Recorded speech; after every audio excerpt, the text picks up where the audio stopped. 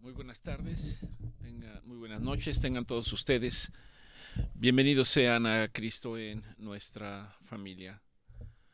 Como cada reunión de los jueves le damos gracias al Señor. Particularmente le doy gracias al Señor por guardarme, por permitir mi regreso de la ciudad de Saltillo hacia la ciudad de Monterrey. Aún de cuántos peligros o de cuántas circunstancias adversas el Señor nos librará, aún sin darnos cuenta. Y es ahí donde debemos reflexionar y darle gracias al Señor, sabiendo que Él es bueno, sabiendo que para siempre es su misericordia, sabiendo que sus planes, sus pensamientos, sus caminos son más altos que nuestros pensamientos y nuestros caminos. Solo le pertenecen a Él. La Biblia señala de quién podrá comprender los pensamientos y los caminos del Señor. Y la Biblia nos responde y marca o da una respuesta para todos nosotros en la cual deberíamos reflexionar. Aquel que es limpio de manos y puro de corazón. En nuestra propia racionalidad nosotros mismos podemos pensar que somos puros de corazón, que somos limpios de manos. Pero esto es negar la propia naturaleza del hombre. La palabra de Dios me dice que no hay uno solo bueno, hablando humanamente. No hay un solo justo. La Biblia también me responde cuando aquel hombre que quería seguir a nuestro Señor Jesucristo se acercó a él y le dijo, Maestro bueno. Y el Señor le respondió y le dijo, ¿por qué me llamas bueno? Bueno solo hay uno, vuestro Padre, Dios. Solo Él es bueno. Solo Él es misericordioso. En nuestra mentalidad, en nuestro raciocinio humano, nosotros podemos considerar que somos buenas personas. Y esto tendría que llevarnos mucho más allá de pensar solamente que somos unas buenas personas. Al decir que somos buenas personas, uno preguntaría, bueno, ¿y nunca te enojas, nunca te molestas, nunca te irritas, nunca te preocupas? El irritarse, el molestarse, el señalar, el angustiarse, necesariamente lleva al ser humano para que sus emociones y sus sentimientos en algún momento determinado afloren, y al hacerlo con no poca frecuencia pueden lastimar a otros en cómo hablamos, en lo que decimos, en cómo expresamos. Y déjeme decirle que al señalarlo, cada uno de nosotros debe examinarse a sí mismo. Al señalarlo, yo reconozco que seguramente en mi manera de actuar o de ser o de conducirme habrá gente que se haya molestado. E incluso puede ser que yo no me haya dado cuenta. Uno puede argumentar que lo hiciste inconscientemente. El hecho es de que lo hacemos. En el quehacer del día a día es posible que señalemos a otros sin una razón objetiva. Personas que incluso no tienen nada que ver con nuestra vida. Cuánto más aquellos que tienen que ver. Y murmuramos, juzgamos, señalamos. Y aún así decimos, yo soy bueno. Yo soy bueno. Y la palabra de Dios me examina y me dice que ese es el punto con el cual yo tengo que verme como en un espejo para ver mi verdadera naturaleza, para que esto sea un verdadero reflejo. Ciertamente, Cristo en nuestra familia surge a través de la necesidad de muchas personas al pasar por una situación de enfermedad. Uno pensaría que todas las enfermedades parecieran iguales. Uno pensaría que todas las enfermedades pueden producir dolor, molestia, inquietud, incertidumbre. Y por alguna razón hay cierto tipo de enfermedades que confrontan al ser humano, nos llevan a un punto de sentirnos verdaderamente angustiados, nos llevan a un punto de estar confrontados verdaderamente. Hace unos días vino a casa un amigo muy apreciado con su esposa, su hijo, y traían un problema el cual resolver. Y en algún momento yo señalaba que específicamente en el desarrollo de mi especialidad, que como ustedes saben es oncología, y tengo la oportunidad de ver pacientes que tienen cáncer, yo le comentaba que a diferencia de otras áreas, cuando uno ve un paciente con cáncer, esa persona o los familiares piensan en la muerte. Todos en algún momento determinado pensamos en la muerte física. Pero una cosa es que pensemos que puede llegar y otra cosa es saber que el tiempo está más cerca. Saber que esto puede ocurrir a corto o a mediano plazo. Y eso simbra al ser humano. Y no solamente a la persona en cuestión, sino a todo su entorno, a todos sus familiares. Simbra su casa, simbra su economía. Sé que no es un problema sencillo. Y en medio de todo eso, la pregunta es, ¿cómo se sostiene alguien que está en esta situación? Me decía mi amigo, fíjate que yo tuve un hermano que tuvo cáncer y lo que tú señalas es cierto.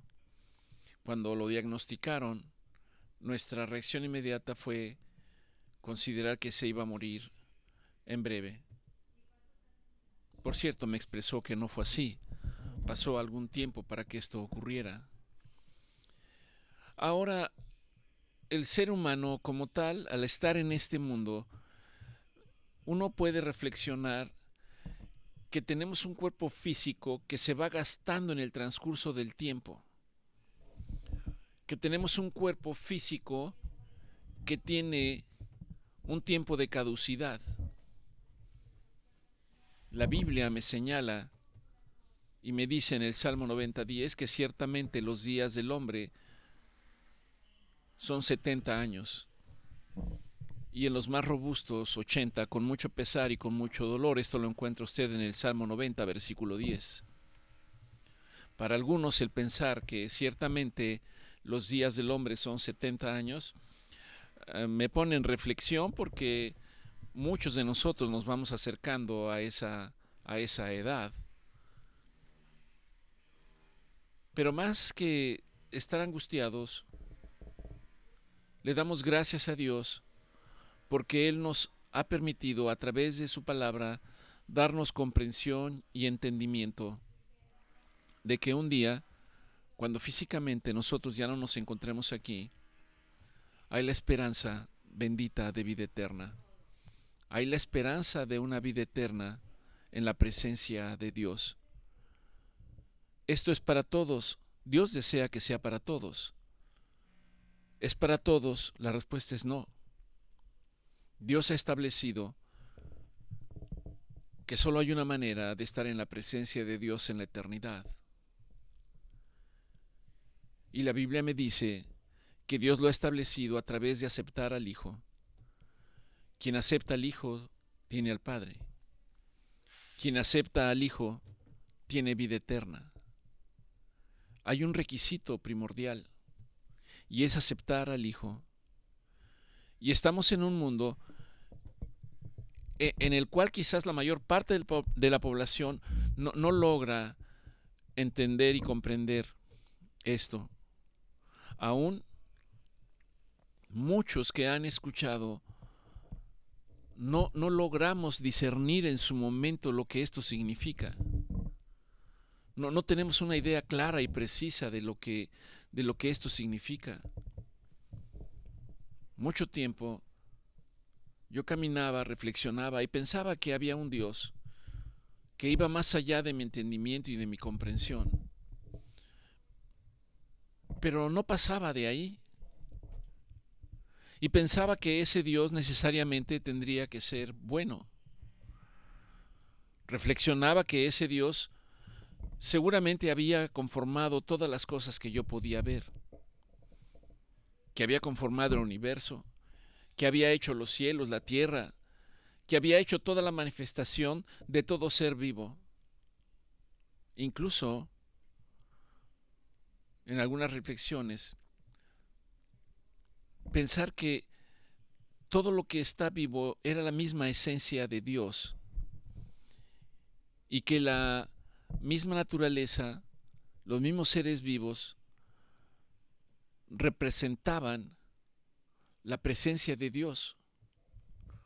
Actualmente existen culturas que así lo ven y piensan que los árboles son Dios, que las aves son Dios, que los animales son Dios, que el hombre es Dios. Y esto es un espejismo, porque no es así. Todo lo que respira es creación de Dios. No es Dios. Es creación de Dios. Y se mantiene por el soplo de Dios.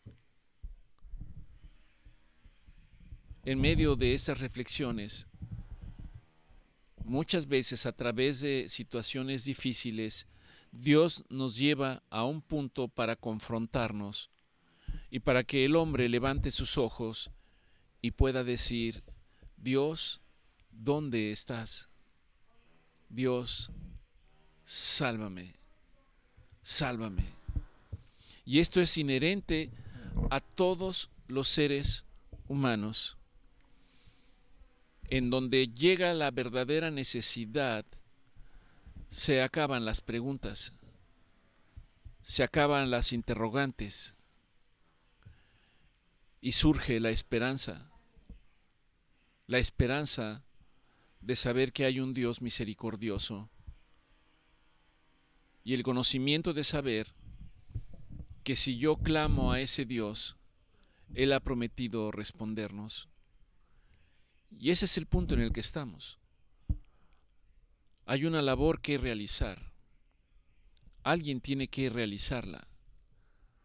Y debe realizarla todo aquel que ha comprendido de que Dios es Dios, de que Dios es soberano, de que en medio de su soberanía Dios tuvo misericordia por el ser humano y envió a su Hijo llamado Jesucristo para que el hombre fuera reconciliado con Dios. Y no solo eso, no solo que fuera reconciliado, sino que todo aquello que le había apartado de Dios fuese justificado, fuésemos perdonados a través del sacrificio de nuestro Señor Jesucristo, el cual murió en la cruz, se entregó por nuestras maldades, descendió al sepulcro, en donde estuvo 3 días, y al tercer día resucitó, y ascendió a los cielos, en donde se encuentra a la diestra del Padre, intercediendo de día y de noche por nosotros. Si usted me pregunta, ¿yo creo en esto? Yo debo responder, sí, así es. Yo creo que esto es así. Y creo en la promesa de nuestro Señor Jesucristo, que les dijo a sus discípulos: en la casa de mi Padre muchas moradas hay, voy pues a preparar morada para cada uno de ustedes. También creo en la promesa, cuando Él ascendió a los cielos, habiendo señalado: les conviene que yo me vaya, para que mi Padre envíe al otro Consolador, al Espíritu Santo. Y el camino es conocer al Espíritu Santo, comprender al Espíritu Santo, discernir el Espíritu Santo y orar al Padre para que el Espíritu Santo haga la obra en cada uno de nosotros. Una obra de redención, una obra de regeneración, una obra en la cual nos muestra el camino hacia el Padre, para que un día, conforme a su promesa, estemos con Él por siempre y para siempre en su presencia. Usted puede preguntarme, ¿usted lo cree? Sí, yo lo creo.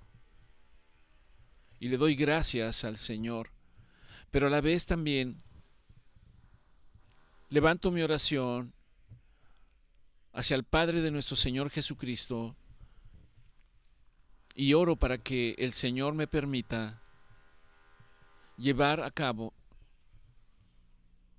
llevar el mensaje de salvación a aquellos que no lo conocen, a aquellos que tienen dudas, a aquellos a los cuales su corazón se ha endurecido, así como yo tuve dudas y mi corazón se endureció, y un día el Señor en su misericordia empezó a hacer una obra de redención, no solo en mi vida, sino en mi familia, en mi casa.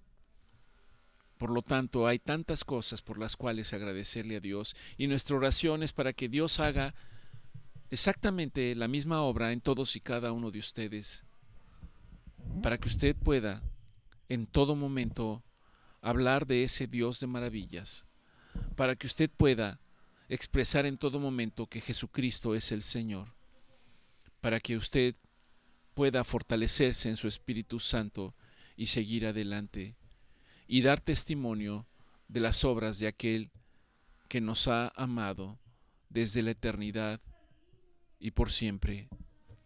Le damos gracias al Señor por todas y cada una de sus misericordias. Y hablando precisamente del escenario en el que yo tengo que desenvolverme por características de mi profesión y ver personas que pueden estar preocupadas, angustiadas, con dolor físico. La semana pasada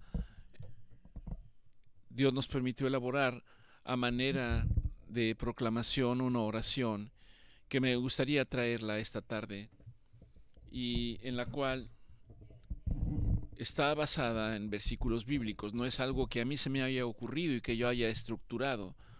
No, está basada en versículos bíblicos.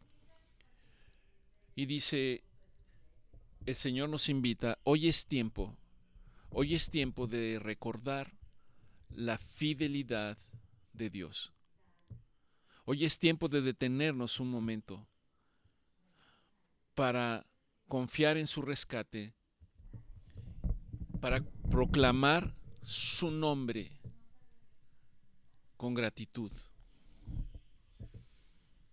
Y para recordar que la palabra me dice, por la misericordia de Jehová no hemos sido consumidos, porque nunca han decaído sus misericordias. Nuevas son sus misericordias, grande es su fidelidad. Para nosotros, para los que se encuentran en lucha, Dios nos exhorta y nos dice que nuestra fe no se mide por la falta de miedo. Al contrario, miedo tenemos en muchas situaciones.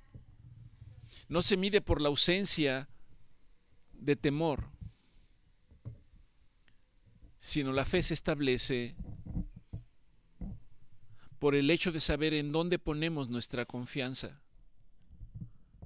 en dónde dejamos caer el ancla de nuestra embarcación para mantenernos firmes en los días de tormenta. Y no es una decisión voluntaria. Es una invitación de nuestro Señor Jesucristo. ¿Cómo lo sé? Porque su palabra dice, venid a mí todos los que estén cansados y fatigados, porque yo les haré descansar. Y hallaréis reposo y paz para vuestras almas. Todo lo que debemos hacer, todo lo que debemos hacer para encontrar esta paz es creer y confiar en la fidelidad de Dios. No en los resultados que esperamos en relación a un estudio o en relación a lo que un hombre me tiene que decir o informar. De ninguna manera depositando mi confianza en los hombres, que ciertamente Dios usa hombres y mujeres como medios para darse a conocer. Pero nuestra fidelidad, nuestra confianza, nuestra fe debe de estar puesta únicamente en el autor y consumador de la fe, de nuestro Señor Jesucristo. Dice la Escritura, mejor es confiar en Jehová, mejor es confiar en Dios que confiar en el hombre. De hecho, Dios expresa un celo santo cuando nos recuerda, así ha dicho Dios, así ha dicho Jehová, maldito el varón que confía en el hombre y pone carne por su brazo y su corazón se aparta de Dios. Nuestros problemas, las experiencias a través de circunstancias difíciles son cicatrices. Son cicatrices que nos recuerdan las batallas que hemos librado. Pero no solo eso, sino que también nos recuerda la fidelidad de Dios, el cual nos ha sostenido y el cual nos sostiene cada mañana.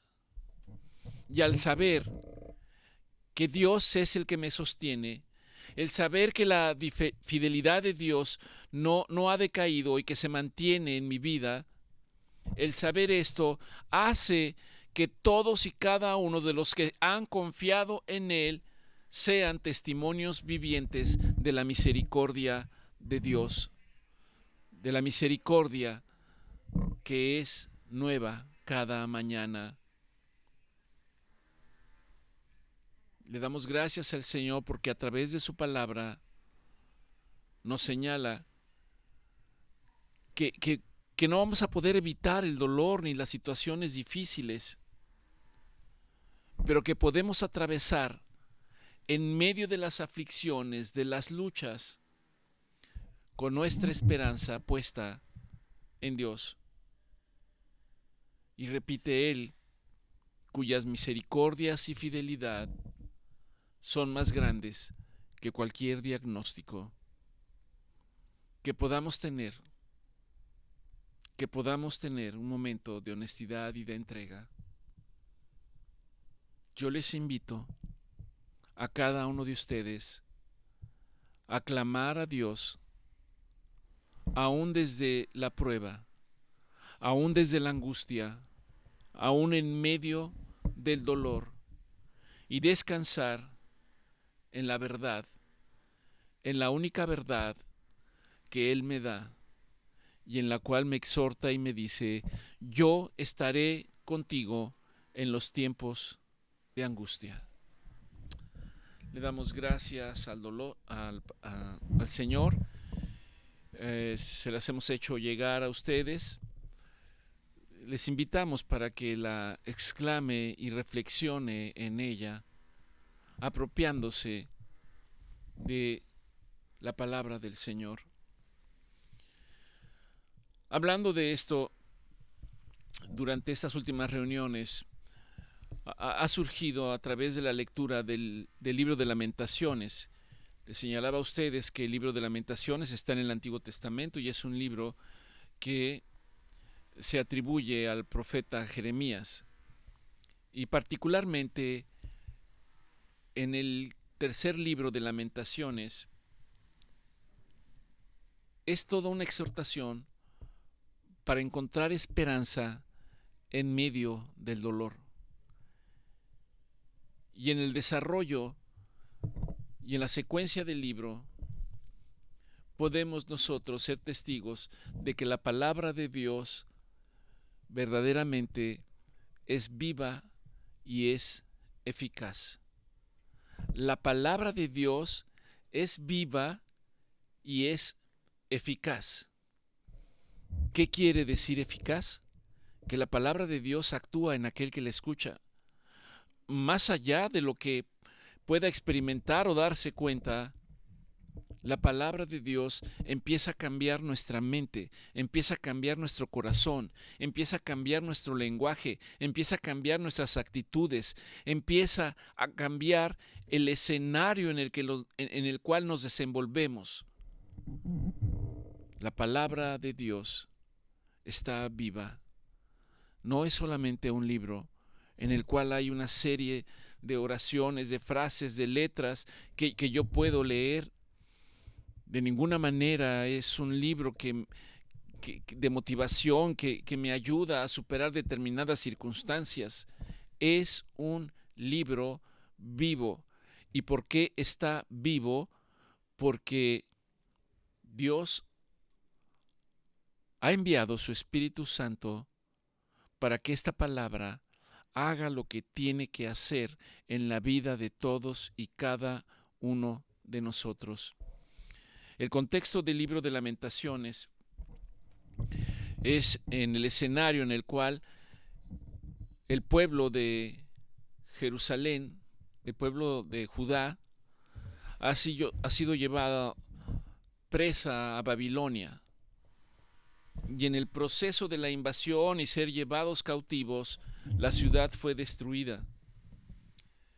Esto ocurrió en tiempos de un rey llamado Nabucodonosor, que seguramente todos lo hemos escuchado en nuestros libros de historia, durante la primaria seguramente. En ese tiempo, el ejército invasor arrasó esta ciudad, arrasó el templo y los llevaron cautivos.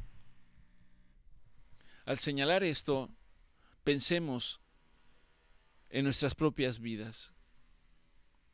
Pensemos cuando nuestras vidas han sido perturbadas por un enemigo que no podemos ver. Que nuestras vidas han sido simbradas o incluso pensamos que desfallecemos y todo se derrumba cuando este enemigo ataca, tratando de llevarse nuestra alegría, nuestra esperanza, incluso poniendo a prueba nuestra fe. Este es el escenario que está experimentando el profeta Jeremías. Cuando todo parecía desolación, cuando en medio de la desolación seguramente había hambre, habría muerte, pero sobre todo habría una sensación de que Dios los había abandonado. Esa sensación está reflejada después en el Nuevo Testamento, cuando nuestro Señor Jesucristo desde la cruz levanta su voz para decir: Padre, ¿por qué me has abandonado? ¿Por qué me abandonas, Padre? ¿Se ha sentido usted así? ¿Se ha sentido, se identifica con esta situación? ¿Puede identificarse con el dolor que está experimentando este hombre al ver su ciudad destruida? ¿Puedo identificarme cuando mi propia vida estoy siendo testigo de cómo está siendo arrasada, perturbada por muchas circunstancias? Basta con que yo vea un poquito de cuál es el escenario actual del mundo en el que vivimos. Se habla de tragedias, se habla de conflictos armados, se habla de muertes, se habla de guerras, se habla de corrupción, se habla de luchas de poder, el hombre tratando de dominar al hombre, el hombre tratando de usurpar el lugar de Dios. Se habla de hombres que derraman sangre inocente, cualesquiera que sea el escenario. Se habla de engaño, se habla de fraudes. Y nuestra sensación no debe ser distinta a la que tuvo este hombre cuando él veía la destrucción de su ciudad. Esta sensación no puede ser distinta cuando estas cosas ocurren en nuestra vida y nos vemos involucrados en ella. Aún me atrevería a decir que el peor escenario es cuando pensamos que estas cosas no nos afectan y que nos mantenemos al margen y que a nosotros no nos ha pasado nada y que no tenemos por qué involucrarnos en esto. Y este es el escenario que experimenta Jeremías. Un sufrimiento personal en medio de esta catástrofe.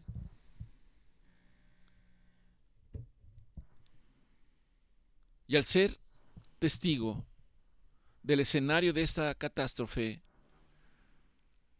no solamente es testigo, sino que hay una experiencia dolorosa, una experiencia genuina. Y yo me atrevería a considerar que es la misma experiencia que Dios tiene en relación al ser humano, de ver que no volteamos a Él y que lo abandonamos, viendo cómo nuestras vidas son arrasadas y destruidas por la falta de entendimiento y de conocimiento, presos de un mundo espiritual que busca apartarnos de la voluntad y de la presencia de Dios. En medio de todo esto, ¿cómo puedo yo considerar la fidelidad de un Dios inmutable? En medio de todo esto, ¿cómo puedo mantener la esperanza cuando todo parece que está perdido?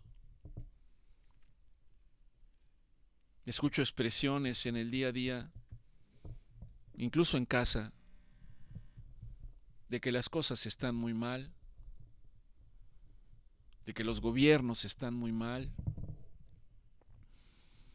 de que viene una catástrofe económica, de que hay amenazas de una guerra mundial, y no solo eso, una guerra nuclear, lo que eso significa. Y el punto es que nosotros debemos de considerarlo porque son amenazas y peligros reales. Y en medio de todo eso, si yo puedo encontrar la palabra de Dios que me dice: no temas y no desmayes, porque yo soy tu Dios. Yo soy el que te va a sostener.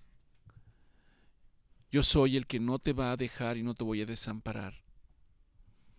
Y este empieza a ser el remedio para estas situaciones. Nuestro Señor Jesucristo dijo: en el mundo tendrás aflicciones, pero no temas, yo voy a estar con ustedes. Yo voy a estar con ustedes. ¿Cómo? En medio de las aflicciones, en medio de las pruebas, en medio de las circunstancias, tú vas a estar conmigo. ¿Y eso qué representa?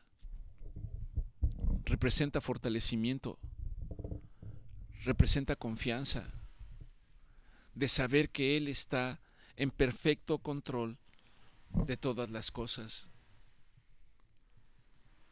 Quisiera destacar 4 aspectos de esta experiencia de Jeremías expresadas en el libro de Lamentaciones. La primera es el sufrimiento personal. La segunda es que en medio de ese sufrimiento personal hay una exhortación a la paciencia. En medio de esa exhortación a la paciencia, Dios busca revelarse en nuestras vidas para manifestar su soberanía y su justicia. Y finalmente, llevarnos a todos y cada uno de nosotros a un punto de oración y de intercesión en el cual nosotros podamos volcarnos hacia Él con un corazón agradecido. Primeramente, hablando del sufrimiento personal, Jeremías está hablando en primera persona. Su dolor es real, pero hay esperanza en medio de todo ello. Jeremías dice, en medio de todo eso, hace una expresión que dice, esto recapacitaré en mi corazón y por tanto esperaré, recordando todas tus misericordias que has tenido para con nosotros, recordando que no hemos sido consumidos a causa de tus misericordias. Y al expresar esto, el profeta, esto refleja y deja ver la consolación de Dios para aquellos que confían y creen en Él. No está negando los hechos, sino está reconociendo que aún en medio de esas circunstancias Dios está presente. Quiero que recuerdes esto. En medio de la prueba que estás librando, en medio de los tratamientos de quimioterapia o radioterapia, o en medio de las incertidumbres, Dios está presente. Dios no te ha dejado. Dios está en perfecto control. Aunque tú no lo veas, aunque tú no lo experimentes, Dios está presente. ¿Cómo lo sé? Porque la Biblia lo dice. Y si la Biblia lo dice, entonces es verdad. Dios está presente. Y esta tarde el Señor te recuerda, no temas y no desmayes, porque yo estoy contigo. El segundo punto de exhortación a la paciencia. Jeremías está transmitiéndonos que es bueno esperar nuestra salvación en el Señor. Y considerar que en medio de cada experiencia hay un propósito que quizás escape a nuestro entendimiento en el momento en el que la estamos experimentando, pero que después de la prueba saldremos fortalecidos, saldremos en confianza, saldremos en el poder de Dios, saldremos con la capacidad de poder mirar hacia otros que están pasando por pruebas parecidas, y entonces tendremos la capacidad de animarlos, de exhortarlos, de consolarlos. De eso se trata. No solamente de atesorar algo y decir, Dios fue bueno conmigo y me ha librado, y olvidarme, sino de compartir la misericordia de Dios que ha tenido para con nosotros mismos. Dice la Escritura, Lamentaciones 3:24, mi porción es Jehová, dijo mi alma. En otras palabras, mi consuelo está en Jehová, mi confianza está en Jehová. Por tanto, en Él esperaré. Bueno es Dios. Bueno es Dios a los que en Él esperan y el alma que le busca. Bueno es Dios. Bueno es esperar en silencio la salvación de Dios. Bueno le es al hombre llevar el yugo desde su juventud. En otras palabras, es bueno que el hombre confíe en Dios total, plena y absolutamente. Y la pregunta es, ¿estamos confiando en Dios de esta manera? Traemos a la memoria el hecho de que Dios en su palabra dice que ya nos ha entregado la victoria. No dice que no pasaríamos por aflicciones o pruebas, pero ya nos ha entregado la victoria en el nombre de Jesús a través del sacrificio de su Hijo. Y varios pasajes me hablan de lo bueno que es esperar en Dios. Salmo 31:19 dice: cuán grande es tu bien que has guardado a los que te temen. No habla de un temor de miedo, habla de un temor reverente. Cuán grande es tu bien que has guardado para los que te temen, que has mostrado a los que esperan en ti delante de los hijos de los hombres. Salmo 34:8: gustar y ver qué bueno es Dios. Gustar y ver. Gustar tiene que ver con deleitarse en la presencia de Dios a pesar de las circunstancias. Y agrega: dichoso sea el hombre que confía en Dios. Dichoso sea el hombre que confía en Dios. Salmo 30:18 dice: por tanto, Jehová esperará para tener piedad de nosotros, y por tanto será exaltado teniendo misericordia de nosotros, porque Dios es justo. Bienaventurados todos los que confían en Él. Bienaventurados todos los que confían en Él. Salmo 37:3 dice: confía en Dios y haz el bien. Confía en Dios y haz el bien. Hay una exhortación para esperar en Él, ver la manifestación de su misericordia, ver la victoria que tiene para cada uno de nosotros, pero además de ello, hacer el bien a los demás. En otras palabras, compartir el testimonio de lo que Dios hace en nuestras vidas, pero sobre todo el testimonio de misericordia de Él mismo. Y no solo esto, sino que dice: y habitarás en la tierra y te apacentarás en la verdad. Salmo 37:4: deleítate a sí mismo en Jehová, y Él te concederá las peticiones de tu corazón. Salmo 37:5 es un salmo precioso de exhortación para nuestros hijos, en donde dice: encomienda a Jehová tu camino y confía en Él, y Él hará. Es decir, Él tomará el control. Él te llevará por senderos correctos. Él te llevará por caminos de bien. Guarda silencio ante Dios. Guarda silencio. Sobre todo cuando queremos mostrar nuestra rebeldía contra Él, cuando las cosas no van como nosotros humanamente queremos. Guarda silencio ante Dios y espera en Él.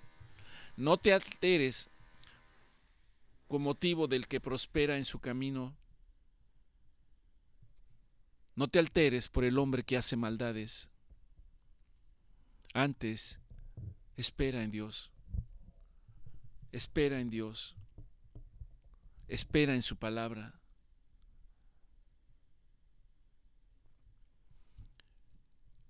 Dios es soberano y Dios es justo. Con este amigo que venía, en algún momento alguien habló de circunstancias difíciles por las que estaba atravesando, en las cuales esta persona se sentía señalada, acosada, juzgada. Y en un momento determinado se vio en una situación en la que ahora él mismo podía experimentar quizás un gozo al ver la aflicción de aquellos que lo afligían inicialmente. Y expresaba que esto era justicia. Y yo reflexionaba en esto, y la palabra me dice que la justicia no es nuestra. La justicia es de Dios. Y no se refiere necesariamente a una justicia de los hombres. Tiene que ver con una justicia divina. Tiene que ver con la justicia de que hemos sido liberados de las cadenas de opresión, de las cadenas de esclavitud en las cuales nos encontrábamos y nuestras mentes estaban encarceladas y presas. Y Dios ha venido a mostrarnos el día de su buena voluntad. Ha venido a mostrarnos el día de nuestra liberación. Dice el salmista: conozco, oh Dios, que tus juicios son justos. Conozco, Dios, que tus juicios son justos. En otras palabras, no los entiendo, pero sé que hay una razón para ello. No los comprendo, pero tú tienes un propósito para mi vida a través de ello. Continúa diciendo el salmista: y que conforme a tu fidelidad tú me afligiste. Y después de estar afligido, Señor, sea ahora tu misericordia para consolarme, conforme a tu voluntad. Vengan a mí tus misericordias para que yo pueda vivir, porque tu ley es mi delicia. En el libro de Hebreos, en el capítulo 12, en el versículo 5 y 6, dice que no olvidemos la exhortación que como a hijos Dios nos señala diciendo: hijo mío, no menosprecies la disciplina del Señor, ni desmayes cuando eres reprendido por Él, porque el Señor al que ama disciplina y azota a todo aquel que recibe por hijo. Dicho esto en sentido literal, pareciera que es un Dios intransigente, que es un Dios autoritario, pero no es así.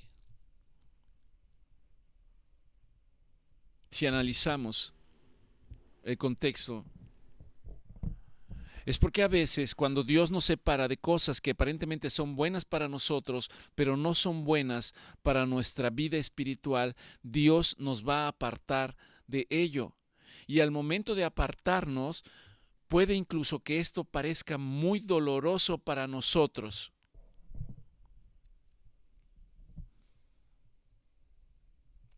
Hay tantos ejemplos.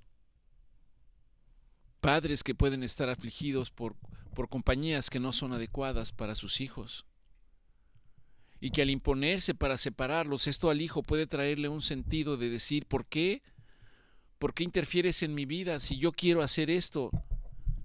Al señalar esto, recuerdo hace algunos años, tristemente, la vida de un muchacho que perdió la vida en el norte del país. Había ido con un amigo. Los dos muchachos o jovencitos perdieron la vida a manos de gente perversa y malvada. Un hombre que vivía ahí en el norte y que tenía un cargo de autoridad en la zona, cuando yo le pregunté sobre este muchacho que era conocido, me dijo: bueno, uno de ellos era una ficha. Dije: ¿y el otro? El otro estaba en el lugar en el que no debía haber estado, en el momento incorrecto, con la persona incorrecta, bajo una situación en la cual no debería de estar. A veces saber imponernos en escenarios como esto puede parecer molesto o difícil, puede producir en nosotros una rebelión de decir: ya déjame. Este es exactamente el mismo escenario que está planteando la palabra de Dios, no la de un Dios tirano. Al que Dios ama, a este disciplina. Es Dios mismo mostrándonos que hay caminos que no son correctos para nuestra vida y Dios tiene que hacer lo necesario para apartarnos de ellos e ir por caminos de verdad y de justicia. Puede ser doloroso, por eso dice, y azota a todo aquel que recibe por hijo. Continúa diciendo Hebreos 12:11, es verdad que ninguna disciplina al presente parece ser causa de gozo. Algo que yo he aprendido es que en términos generales, en los escenarios en los que yo me he desenvuelto, a la gente no le gusta la disciplina. Lo consideran una imposición. Consideran que debería de ser ejercida de una manera en la que se confunde con la palabra amor y piensan que la disciplina debería de ser amorosa.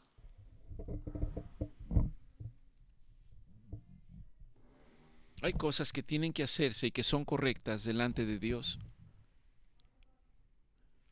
Y estas cosas solamente pueden lograrse a través de establecer cosas correctas conforme a la palabra de Dios, tal y como lo expresan las leyes, los mandamientos, los estatutos y las ordenanzas de Dios. Hay pues entonces verdad en el hecho de que ninguna disciplina al presente parece ser causa de gozo, sino de tristeza. Pero vea lo que dice después, pero después dará fruto apacible de justicia a los que en ella han sido ejercitados. Y una vez que han sido ejercitados, continúa diciendo Hebreos 12:12, por lo cual entonces levanten las manos caídas y las rodillas paralizadas, en otras palabras, dele gloria, alabanza y adoración a Dios. Hermanos, quiero que tengan presente, por cierto, que las aflicciones que tenemos en el día a día no son comparables con la gloria venidera que Dios ha prometido y que ha de manifestarse. Esto expresa Pablo en el libro de Romanos 8:18. Porque también la creación misma será liberada de la esclavitud de la corrupción a la libertad gloriosa de los hijos de Dios. Esto representa la vida eterna. Esto representa el hecho de que aquellos que han creído en el Hijo y conservan la promesa, Dios ha prometido que les dará un cuerpo nuevo, un cuerpo glorificado, con el cual estaremos con Él por siempre y para siempre. Continúa diciendo Pablo, y de igual manera que el Espíritu nos ayuda en nuestra debilidad, puesto que hemos de pedir como conviene no lo sabemos, pero el Espíritu que mora en nosotros, este Espíritu intercede por nosotros mismos con gemidos indecibles delante de Dios. Y sabemos que a los que aman a Dios, todas las cosas les ayudan para bien. Doctor, ¿qué de bien puede haber en esta enfermedad que me han diagnosticado? ¿Qué de bueno puede haber en estos tratamientos con los cuales me siento muy mal? Siento que voy a morir. Con esos tratamientos que me desgastan, me hacen sentir muy mal, me hacen sentir muy cansado, hacen que yo tenga náuseas, me duela la cabeza, me duele el cuerpo. ¿Cuál cosas puede haber de bien en todo esto? No entiendo. No tengo una respuesta exacta. Pero sí puedo decir que en muchas ocasiones esos tratamientos han extendido sus días sin enfermedad, sin problemas, sin el agobio de las molestias propias de la progresión de la enfermedad. Sí puedo decir que muchos de ustedes que han llegado al otro extremo ahora comparten con personas que están pasando por la misma situación y las animan, las exhortan, las consuelan. Y este es el propósito de Dios. A veces no podemos entender la razón misma durante la prueba. Y Dios nos lleva a orar, interceder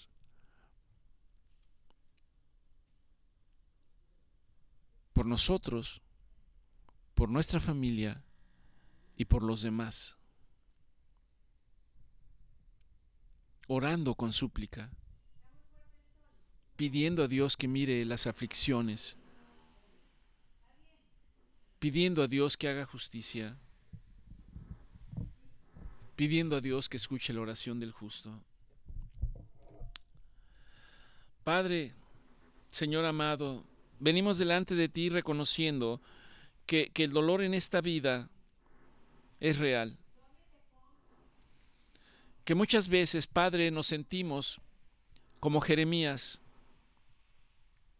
aplastados, sin fuerzas, rodeados de obscuridad y sin salida. Pero hoy también confesamos que nuestras lágrimas no son el final de la historia, Señor, porque tu palabra nos recuerda que por la noche será el llanto, pero al llegar la mañana vendrá la alegría, Padre. Padre eterno, gracias. Gracias, porque hoy sabemos que por tu misericordia no hemos sido consumidos.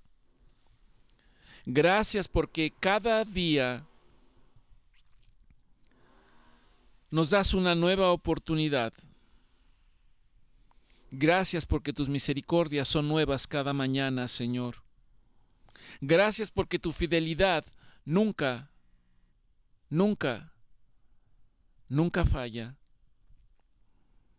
Ayúdanos a esperar en silencio. Ayúdanos a confiar en tu tiempo y a descansar en que tú eres justo. Que todo lo que permites en la vida de cada uno de nosotros tiene un propósito de bien, aun cuando yo no pueda entenderlo. Te ruego, Señor, por los que escuchen este tiempo y compartan este mensaje. Te ruego particularmente por los que aún no te conocen, por los que aún no creen en el Evangelio. Tócalos con tu amor y muéstrales que fuera de ti, Señor, no hay esperanza verdadera, que ningún placer en el mundo puede llenar el vacío que solamente tú puedes llenar, Señor. Llévalos a conocer a Cristo Jesús. Llévalos a conocer a Cristo, que es la única puerta a la vida eterna y a la verdadera paz. Y por aquellos que han comenzado a andar en tus caminos, Señor, fortalécelos. Enséñales a no desmayar bajo la disciplina, a entender que tú como Padre amoroso, Señor, tú corriges para formar en nosotros el carácter que refleje a nuestro Señor Jesucristo. Anímalos. Anímanos a levantar las manos y las rodillas paralizadas, recordándoles que la aflicción del tiempo presente no son comparables con la gloria venidera. Señor, que esta oración sea un clamor de fe, aún en medio de las ruinas, aún en medio de la aflicción, aún en medio de las lágrimas. Seguimos creyendo que tú escuchas nuestra voz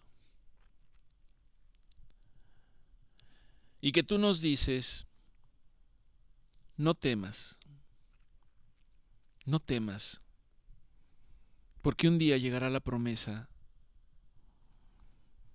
de que todo llanto cesará, de que toda lágrima será enjugada, de que habitaremos en la gloriosa libertad de los hijos de Dios contigo.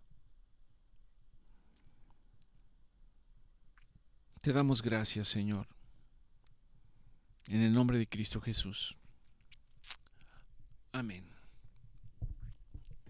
Que el Señor los bendiga, que tengan muy buenas tardes.